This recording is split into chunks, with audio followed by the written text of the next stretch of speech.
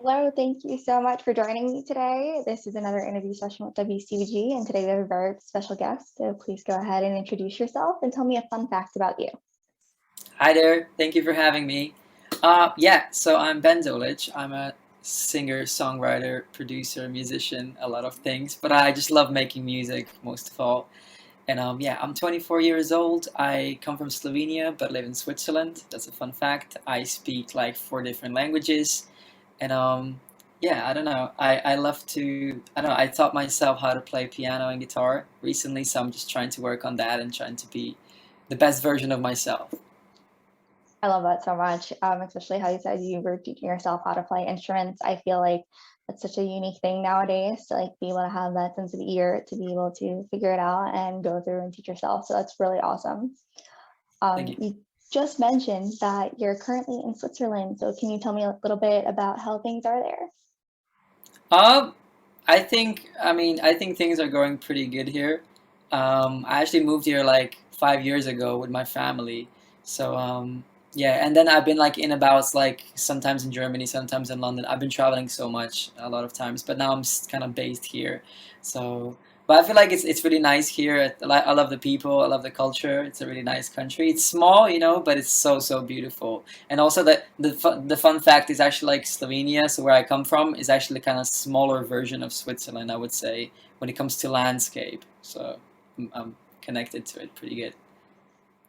That's so cool. I'm based in New York, so a lot of what I do is obviously New York based, but it's always so fun to hear about where people are, especially like with time zones and time differences. So it's really awesome to hear about other places because I have not traveled much myself. So I live Right. vicariously through everybody else who's gone somewhere.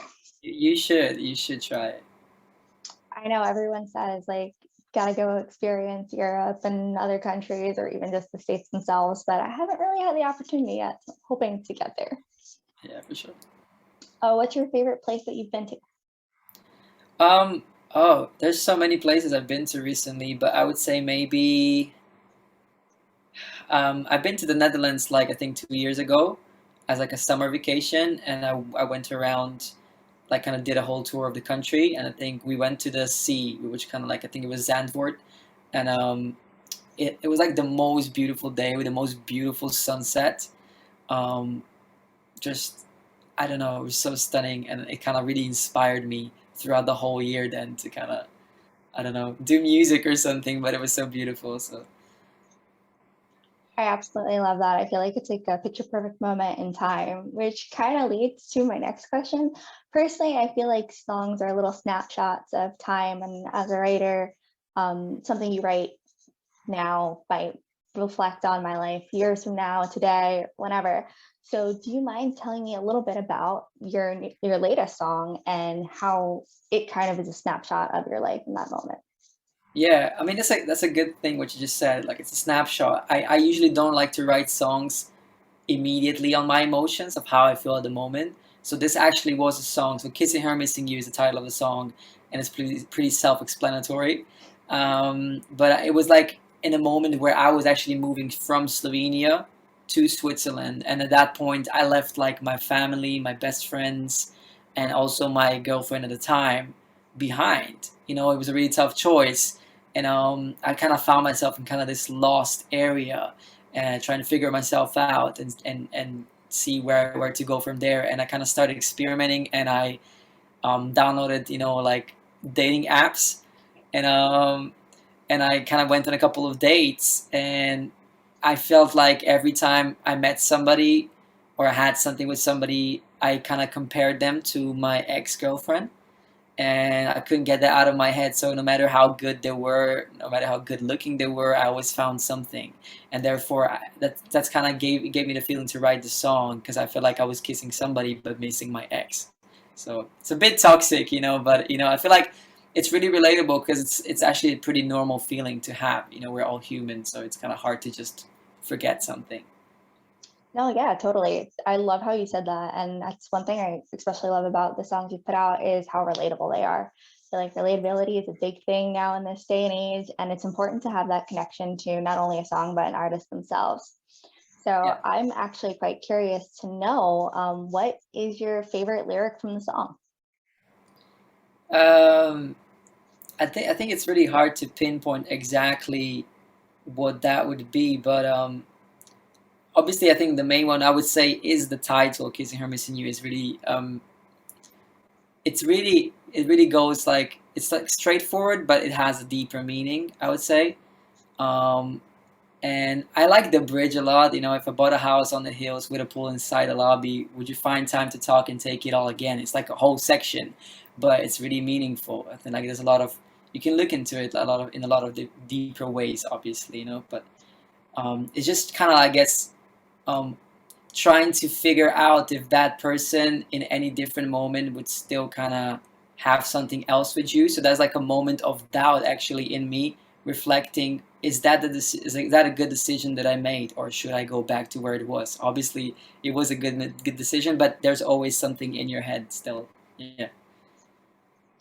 I really like, as you said, the title lyric. It as actually when I was listening to the song for the first time, I liked the musicality of it. It was unexpected to me. I didn't expect the format to go the way that it did, and I love the fact Right. that like I was surprised by it.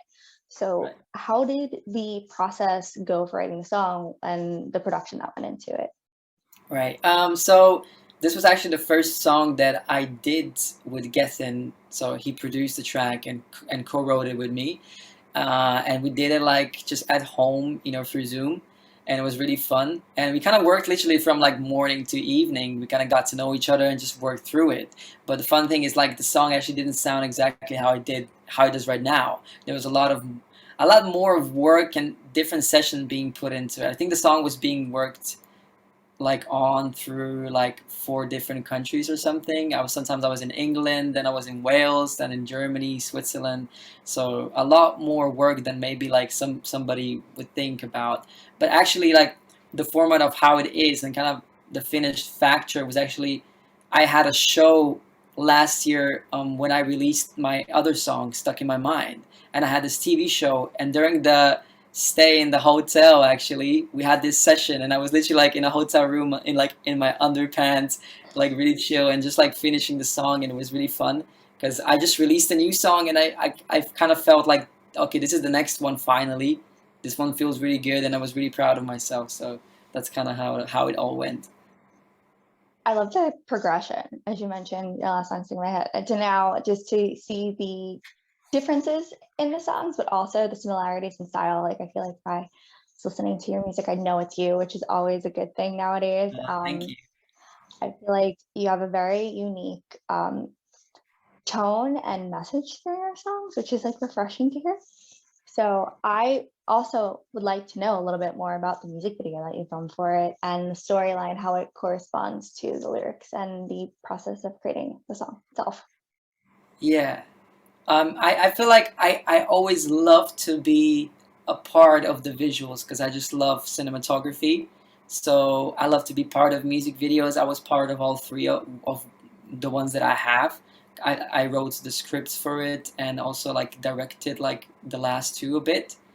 So I just love to be a part of that. And yes, like you said, I feel like it has to connect to the song, and it kind of does. It's um, we for this one we kind of had a thought not just to not go as deep and just kind of have it really simple, and it kind of is. It's just me technically playing in you know present, just playing in a band or something, and reminiscing through the past, kind of going through these moments. That's why we have them in the VHS kind of format. So you kind of reminiscing through what happened, and yeah, it's simple as that. Literally, you know, you being with that one person that you're missing, and there's a little kiss at the end, obviously, to kind of connect it to the title. But yeah, it's pretty simple. But we did it in London, and it was the hottest day of the summer, and we did not expect that. I literally did not have any sunscreen on through the whole day, and I looked like a tomato, honestly, towards the end of the day. And I was really worried that the footage wouldn't look good, but it kind of ended up still okay. And if you kind of focus on the footage, when you look at the video again, you will see like there's like a bit of like redness here. I look like I came from like a really long vacation somewhere. You know, but it was really fun. Literally, like I said, there was a band there, and it kind of took me back to my high school days when we had a band. We were just like freestyling and jamming around, and it was really cool. And also because it was Corona, and I didn't perform in such a long time, it felt so free and open. I love a little tidbit. Like now I'm definitely gonna have to go back and rewatch it to be like, wait, Yeah, can I see what you're you'll talking? see it. You'll see it. The VHS footage was very interesting, and I also feel like the story was so compelling, especially because a lot of I feel like music videos nowadays enhance the songs in a way that was definitely not something in the past. Like I don't know if you go back to a music video from like 10 years ago, you're like, what does this have to do with anything? But Yeah. I feel like it adds to the stories and the dimensions of you as a storyteller and a songwriter. So if you don't mind telling me, the cover art for I hope the album artwork, can you tell me how that was for shooting that and like how you went about picking the specific album artwork? Right. Like I said before, I love to be part of all the artworks and stuff because that just means a lot to me. That's like the first visual impression of the song you get when you listen to it, like on Spotify or a platform, and I just found it really, really important. So I think colors, just the theme of it, even the typos, it's really important. And for this one, I was literally, it was me and my manager. We were like, we made everything together, and we were like, obviously, so part of it. And we kind of experimented with ideas of how to do it. And obviously, okay, the title is "Kissing Her, Missing You." There has to be some kind of a kiss, and we had a idea of how to make it like a silhouette, so it's like, a bit darker, and the background could be experimented. And we literally like shot it in her at her house in London, and you can see it looks like we're kissing, but we're actually not. So I'm not kissing my manager. Don't think about that. I think we're like we're actually like obviously like this, standing like this, but she was like more to the right, and she had a phone and the camera on the other side, so she could actually take pictures with her phone. So like the camera was on the other side, yeah. So um, that was kind of the idea for it, and then literally I just wanted to find the right colors, and I started to learn how to edit in Photoshop, and then I just kind of experimented and I added the backgrounds and cleaned everything. But yeah, it's just like me wanting to put an artwork that's a bit vibrant and kind of fits in with the whole mood of the song. I think that's how it was. That is such an interesting process. Like, I love the stories behind choosing album artwork just because it's another aspect of the song, but also, as you said, that first look, like, ooh, what am I listening to? And kind of gives a hint of what's gonna happen. But at the same time, as I said, the instrumentals and the vocal line for the track, I was amazed by the fact that there were just so many layers that on first listen you might not hear, but then it's like, oh wait, there's this new part that I'm hearing for the first time. Yeah. So when you're going through and writing a song, do you mind telling a little bit about how the process starts? Is it mostly like vocal line first with lyrics, or is it more of a compelling guitar riff or something along those lines? Yeah. Well, obviously, there's like so many ways you can write a song, and there's like no right way. But how I love to do it, I love to create a vibe of a song first. Just kind of have something of a musicality to it, some kind of like an idea to it. So obviously, start with the chords, and then I kind of love to freestyle over just that. So I get a couple of takes of freestyle, and I usually just come up with some ideas that just kind of. It's really good because it comes directly from you. There's no thinking, There's no over processing in your head, and that I think is the purest form of kind of expression, at least for me, when it comes to top lines. And then we just kind of listen to everything and see what we can use. Usually there's like a lot of things, but if not, we still kind of then think about it and restructure things, and then we kind of think about the lyrics, which I think is like a really good thing. But I'm trying to experiment also, just kind of maybe being a bit more open to having more of an idea lyrically before I start a session, because a lot of times I'm just like, okay, we're just gonna do a vibe and then see where that takes us, which is really good. But maybe like, sometimes a bit more structure lyrically could be cool. But I think I love the top lines, so the melodies the most, and then the harmonies and everything, and the production, and then after that is the lyrics for me. So I love that so much just because you said it revolves around a vibe. And I think that sometimes the best songs are written in like 5 minutes or based on an experience. So that's really awesome to hear. Um, yeah, you could also hear the cohesion, as you just said. There's the vibe, I guess the storyline, and everything that just comes together to make it just a pleasant listening experience. So you Yeah, for did sure. also mention voice memos in a sense where you're recording prior to writing what you're doing. So we Yeah. have a question at WCBG that I'm sorry in advance. It's not bad, I promise. It's just a lot. So our It's all right. question is, what are your thoughts on an artist's music being released posthumously? Reason being, as you mentioned, voice memos.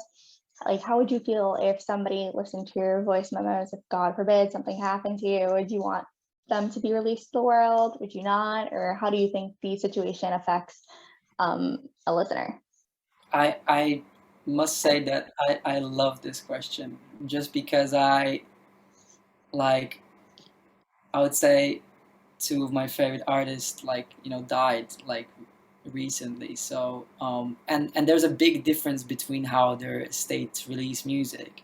So one is like Mac Miller and the other one is like XXXTentacion. So I feel like with Mac Miller, the estate is really careful what they do, and they know exactly what they're doing. So if it would be like releasing stuff like that, it's really planned and in a minimum, I would say, then I feel like it's good. But like with XXX, it's like they just kind of throw out as much as they can just to profit out of it, which it's not benefiting the brand or the name. And I feel like that is where the problem starts. Then um, I know I think Anderson Paak, he kind of tattooed it something on his leg or something. It says, "Don't release my music posthumously."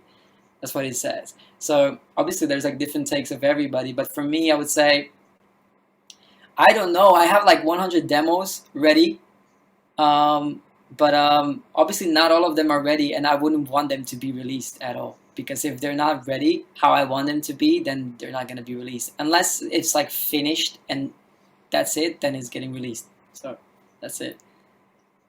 Yeah, I know this is a hard question, and normally when I ask it, people are like, "Oh God, like what's happening?" But you have a very thoughtful answer, and I do love hearing what people have to say about what happens to their own music because you deserve a say in what happens, like what gets released and what doesn't, and you should be proud of the work that you're putting out. Yeah, So for I sure. think it's such a complex question, and we normally tell people like, "Oh, if you're like signing a contract, maybe like think about talking about this," just because Yeah. I know it's like morbid and like terrible. Like you really don't want to think about that. But at the same time, it's like it's your work and your work should be what you want it to be. Yeah, for sure. Especially because you put so much effort into. At least for me, I'm a perfectionist, so I put, like we talked about, so much effort even in the artwork. So I guess even if like the music was finished, then the imagery wouldn't be there of what I thought wanted to be. But that's why I said like the Mac Miller estate releases even the imagery that connects to his music. That's why it's so perfect to me. So yeah. If I'm correct, I believe Mac Miller's family also gave consent to what's been put out recently. So I think that also plays a role too. The process isn't just between the industry, it's also the loved ones giving a say and what they think is respectful. And as you said, like everything's cohesive and seems very relative to what he may have wanted, which is always Yeah. a good thing. Exactly, and I think they're also part of everything, like fully part. I think like they're the ones that are posting on his social media now, for him. So that's like I think really important. So it's not just somebody else. Okay, I do have a follow up. Was this the weirdest question you've ever been asked in an interview? Is this the weirdest question? I don't know if it's the probably not because like I don't remember some questions, but I did a lot of them because I had a radio tour for the Eurovision. But it was in German, so I think there were a couple of German questions that were pretty like weird and funny. But I wouldn't say this one's the weirdest. I actually love this question because I think it's pretty like for me as an artist, it's really important. So it's really good to express this out. Okay, awesome. I normally am like, oh, this is probably like when people are like, this came out of left field. It's normally a surprise. People are stunned. But as you said, it's important, and that's one of the reasons why we ask it. We want to start a conversation about it, even if it's just at a listener level or with the artist, just Yeah, make sure everything's all good. yeah. So honestly, we're gonna pivot to a topic that's not about death. Um, so I noticed in your music video, as we're going back to the music video, that you were playing guitar in it, and I know you Yeah. mentioned earlier that you've been learning more about guitar. How did you specifically pick the instruments that you do play? Like, what drew you to them, and how to use them in your songs? I don't like usually, like I said, like I produced it with guests, so he was the one doing the instruments. But I try to be. I think the reason why I'm learning all this because I can be more part of the production. I can be part even more on the songwriting side. I can find chords and play with him, and that's what's even more fun. It's more free, and I think my goal is also like to just try to be like the best version of myself as an artist. So if I learn all these things and I get better at like lyric writing or production, that means I can put like 100% of how I feel out in the music. So yeah, but how do I choose them? I don't know. I mean, maybe I might master as many as I can slowly, but I kind of learned piano when I was like 10, but then I just gave up on it. So that was always there. And then guitar, I think I just got it as a gift from one of my like I think teachers. Um, and I always wanted to play it, and I tried, but I never had the will. And then I think last year I was like, yeah, why not? I think I should do more, and I think it's like one of the main instruments right now. I play guitar more than piano, so yeah. I love how you just kind of like picked up an instrument. When I was growing up in school, way back when, they would like fit you for an instrument. So you'd take like a musical ability test, and then they'd fit you for what instrument they thought you'd play the best. And it was just like a whole process to even like be selected for a musical program. And it was kind of crazy to even think about. So the stories of how artists follow their passions and find different instruments that can portray sometimes what you're saying in different means is incredible to learn about. Yeah, for sure. Great. So if you have a few more questions, my next question for you actually revolves around what have you been listening to lately? Are there any songs or artists that have been on repeat for you? Um, I, I listen to so many things, but not literally. I think I felt I just questioned myself. I was like, I'm not actually listening to so much music as I did before for some reason. I don't know if it's because I'm just like lacking energy of time. I'm just so focused on my songs. I mean, on my music. But one of the songs is like I think there's like a new Tyler the Creator track that came out, and I think it's like Nigo is like the I think a designer or something. It was on his album, so yeah. Um, this one is like crazy because I love Tyler. He's like so creative, probably one of the most creative people there is, and you just kind of have a totally different feeling. And it was produced by Pharrell also. That he's also crazy. But overall, I don't know. Like I feel like I get inspired by so many different things. Like from like mostly like you probably like got it. I listen to a lot of rap and R&B. So yeah, like Kendrick and Frank Ocean, like I said, Tyler, Mac Miller, all these people influenced me like the most probably. I don't listen to a lot of pop music, but I'm starting to just because I'm doing pop music, to see what's up there. But I think it's good to be inspired from something that you're not listening to because then you create your version of that, and that's what I'm doing. I'm creating my version of pop. I also don't listen to a lot of pop music, so I totally get it. But Yeah, I think that's really interesting, like a really interesting point, because you said you listen to a lot of rap and R&B, and I can definitely hear that in your songs, even though it's like a pop focused song, or I guess pop centric is the right term. I don't know. yeah, There's yeah, probably a term for this, but I think that's so cool because nowadays, like I know, like more heavy rock is starting to come back to mainstream, yeah, yeah, and like Machine Gun Kelly just dropped a pop punk album again. So it's like yeah. interesting to hear. Like I think that's why when I listen to modern day pop music and like your songs, I'm like I can tell it's a pop song, but at the same time, like this is different, and this is what makes it so Yeah. unique. So it's Well, thank you. incredible to hear that.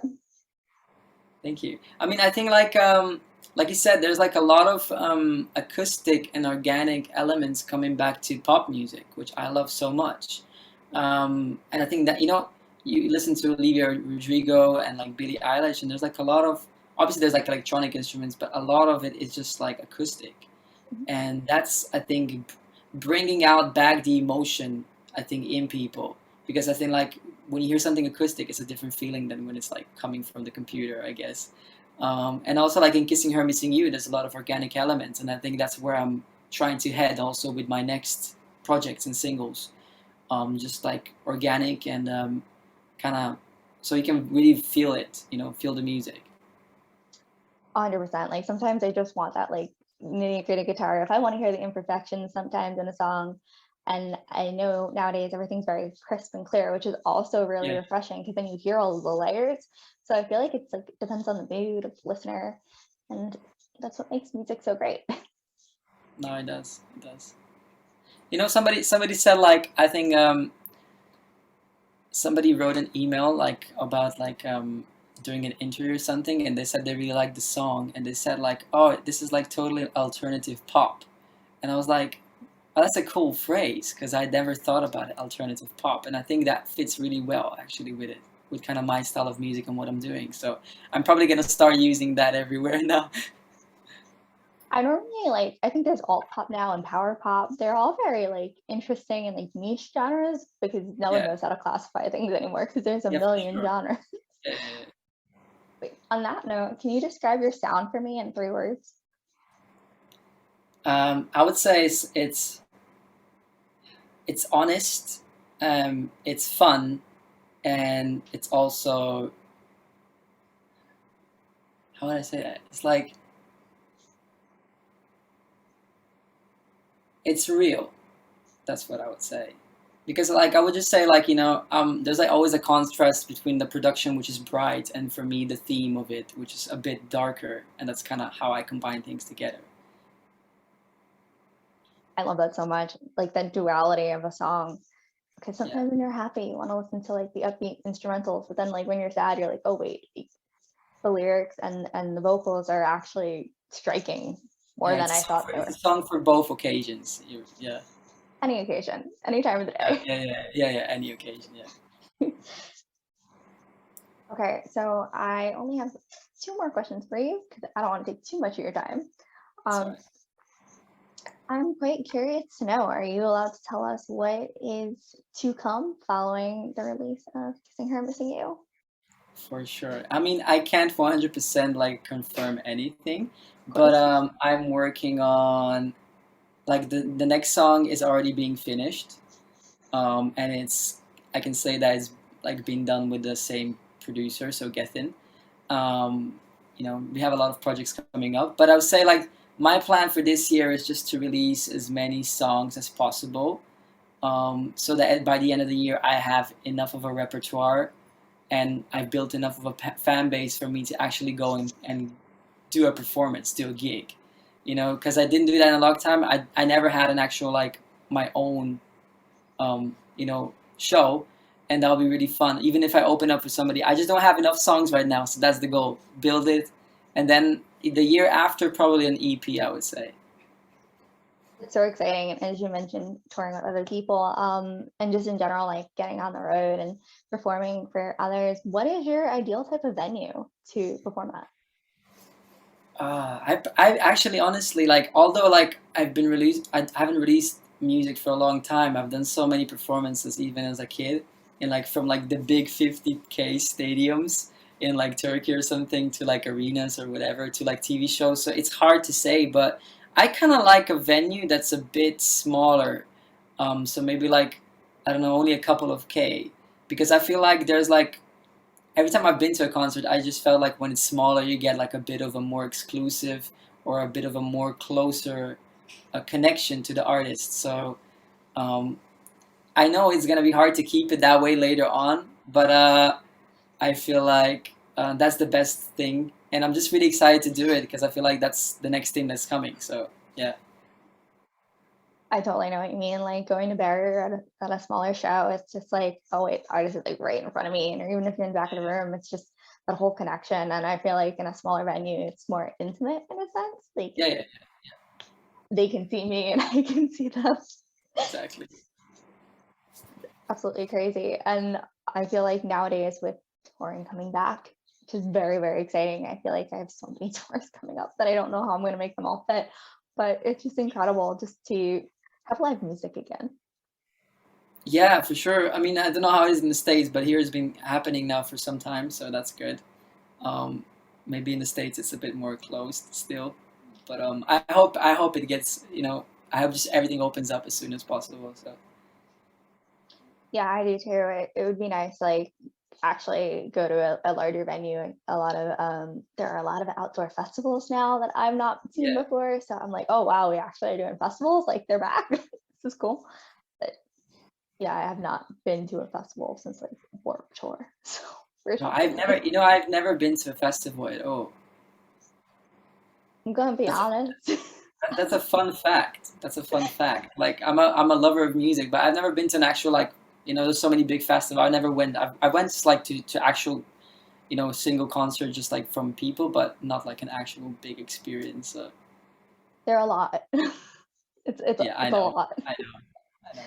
I'd rather just go to like an actual tour with like 5 artists performing, and I'm like, okay, I'm happy. I'm here for like 6 hours, but still, like, it's not trying to hunt down a stage and find an artist. And oh, they're Right. the crazy experience. Stressful. Yeah. So, I'm very excited to see what you have coming up next, and I know our listeners are going to be too, especially because your tracks here do extremely well. So it's very awesome to hear that. So I would like to give you the floor for a moment to tell our listeners anything that you want to share. Yeah, I mean, I would first like to thank you, obviously, for giving me this opportunity and, doing this interview with me. And I saw you guys are really supportive, so I'm just really thankful for that because, it's so cool, actually, especially from the States. I'm like in Switzerland, that's so far away, and to be able to see that people so far away are listening to my music, that really means a lot to me. So thank you for that. But yeah, to all the listeners, I would just like to say, I mean, I make music because I just love making music and I just love putting a piece of myself out. Um, and I'm so happy when anybody gets to listen to that because that's so much of my hard work and energy put into this. So, um, if you do listen to it, yeah, thank you so much. I really appreciate all of that, and I hope you like it because yeah, it's really fun, and yeah, I don't know, I'm just happy to make music and to release it for y'all. So everybody that listens to it, they just give me motivation, literally. I know I have like a Discord chat. People always write. There's like on Twitter, and there's like so many funny comments and memes. But that all gives me kind of like motivation to keep on going, because it's been really hard as an independent artist recently. But the most important is that the people keep on listening to it and keep on reacting to it and keep on being inspired by my own music. So I do want to comment on one thing you just said really quickly. Yes, I love the fact that we're in New York and you're in Switzerland and we're able to share music like that.